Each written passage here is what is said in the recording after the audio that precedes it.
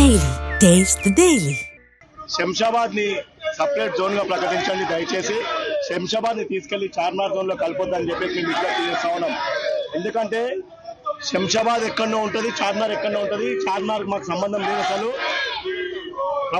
ప్రభుత్వం ఒకసారి ఆలోచన చేయాలి, ఆఫీసర్లు కూడా ఒకసారి ఆలోచన చేసి పరిపాలన వాళ్ళకు కూడా సౌకర్యంగా ఉండాలి అంటే ఖచ్చితంగా శంషాబాద్ ని సపరేట్ జోన్ చేయండి, చార్మార్ లో కలపొద్దు.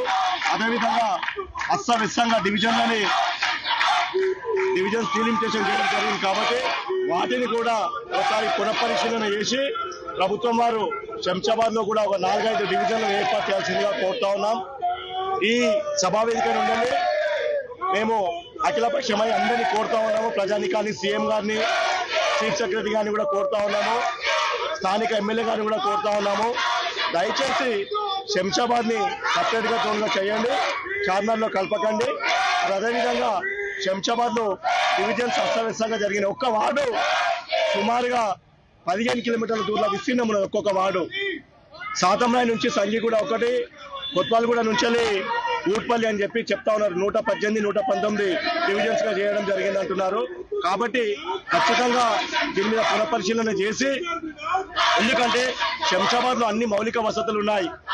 రైల్వే లైన్ ఉన్నది, మనకు రైలు మార్గం ఉన్నది, ఎయిర్పోర్ట్ మార్గం ఉన్నది, బెంగళూరు హైవే ఉన్నది. అదేవిధంగా అన్ని విద్యా సంస్థలు నెలకొని ఉన్నాయి. సిటీకి అతి దగ్గరలో ఉన్నాం మనం. జిహెచ్ఎంసీకి ఆనుకొని ఉన్న ప్రాంతం మన శంషాబాద్. అన్ని వర్గాల వారికి, అన్ని ఆఫీసర్స్ కి కానీ అందరికీ కూడా అనుకూలమైనటువంటి ప్రదేశం శంషాబాద్ ప్రదేశం. కాబట్టి ఆ శంషాబాద్ వాస్తవ్యంగా మేమందరం ఒకటే విజ్ఞప్తి చేస్తా ఉన్నాం, అప్పీల్ చేస్తా ఉన్నాం గవర్నమెంట్ ని. మా ఒకటే ఎజెండా, మా సింగిల్ ఎజెండా, శంషాబాద్ ని సపరేట్ జోన్ గా చేయండి, చార్మార్ లో కలపొద్దు. అదేవిధంగా శంషాబాద్ లో ఉన్నటువంటి డివిజన్స్ ని ఓన్లీ 2 చేయడం జరిగింది. అది పరిపాలన సౌలభ్యంకి అది వ్యతిరేకంగా ఉన్నది. కాబట్టి ఖచ్చితంగా డివిజన్స్ డీలిమిటేషన్ పైన కూడా ఒకసారి పునఃపరిశీలన చేసి 4 లేకపోతే 5 డివిజన్లు చేయాలని చెప్పేసి కోరుతా ఉన్నాము.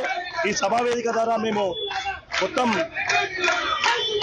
సీఎం గాని కానీ, మరి అదేవిధంగా ఇప్పుడు ఉన్నటువంటి చీఫ్ సెక్రటరీ గాని కానీ, ప్రిన్సిపల్ సెక్రటరీ గాని కానీ, ఎంయూడి డిపార్ట్మెంట్ కానీ, జిహెచ్ఎంసీ కమిషనర్ గాని కానీ, ఆర్మీ కర్నల్ సార్ని కూడా మేము రిక్వెస్ట్